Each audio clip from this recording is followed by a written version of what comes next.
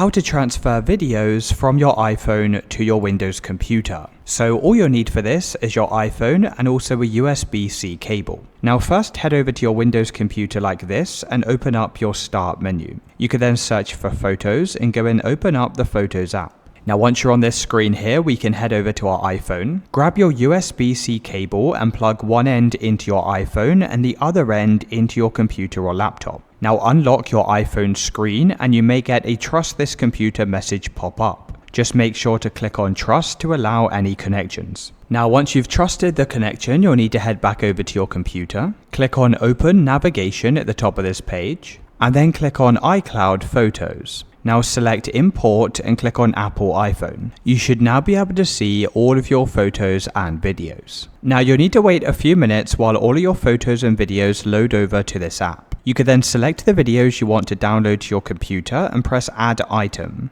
Now select a folder where you want to save these videos to. Now by default, it's going to save in this location here. You can then click on Import, and this will now go and save over to your computer. You can then click on this link at the bottom of the page, and it will take you directly over to the video that you just downloaded. You can then go and select the video again. You can then right click on this and press Open in File Explorer. Now here you'll be able to find the video saved locally on your computer.